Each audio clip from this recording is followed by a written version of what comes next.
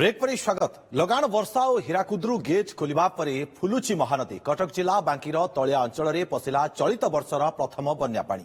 बिलीपड़ारू तालबस्त रास्तार 2 फुट्र बन्या जल प्रवाहित होउछि। फल एही रास्तार बाधाप्राप्त होइछि यातायात। महानदीर जलस्तर वृद्धि पाउथिबारु यार शाखा रणनदी में बढ़ी जलस्तर। तेज अधिक सूचना पे आम सहित आम सहयोगी बिलीपड़ारू जोड़ी विश्वजित आचार्य। विश्वजित जब देखा केते अंचल रे पानी वर्तमान जलमग्न होइछि, चाषी केमते चिंतारे वर्तमान से अंचल रे आपण जोठी अछंती।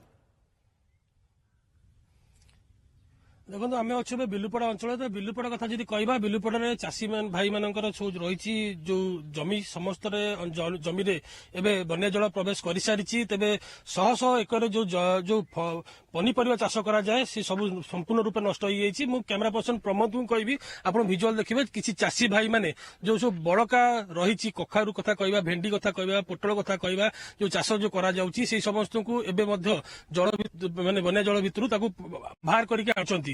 तेबे जदि यही समग्र अंचल कथा कहबा समग्र अंचल चाष उपर निर्भर करथांती ऋण करके सेमाने लोन करके आनंती पैसा सेथरे ही सेमाने धान चाष परिवा चाष करथांती। किछि चाषी अछंती सीधासल पचारि बुझिबा कोन कहबे आज्ञा आपण अंचल तो सब चाष जमी रही सब नष्ट हो जाइछि बन्या जल पसिकिना कोन ए 4 दिन हैला सब पूरा जलमग्न होगी अच्छी पूरा टोटाल एरियाटा आमे लोन करके सोसाइटी आनिकी धान चाष करूँ बिहुड़ेलु औषध पकईलु सब कम सरी जाइला। बर्तमान धान सब पोचरा हो जाए बसिकी पशिकी पानी भितर देखुलु जे ए धान आ कि ना ए धान भी रही आम सरकार को एतिक अनुरोध करूँ लोन की छाड़ करती आम चाषी मैंने तो बंची पारू आगामी आगू चाष करूँ ना तो बाध्य होगी आत्महत्या करूँ किसी बाट ना आम जेहतु लोन करके सुझीबू कौट आम तो धान किसी रही लोन आम लोन प्राय 2 लाख 3 लाख लोन करूँ सब धान 12-14 एकर धान करूँ से धान बर्तमान किसी ना सब पचिगला आम पशिकी आसिक देखुलु पहरिकी जाइए आम औषध पकईलु पीड़िया पकईलु बिहुड़े देलु धान भी आ सब पानी पशिकी किसी धान ना सब पचि जाइए। आम सरकार को एतिक अनुरोध करूँ सरकार जदि लोन टा छाड़ करते सहायता कले आम आगामी की चाष करूँ ना बाध्य होगी आत्महत्या करूँ यार किसी उपाय ना आम सरकार को एतिक अनुरोध कर कहूँ।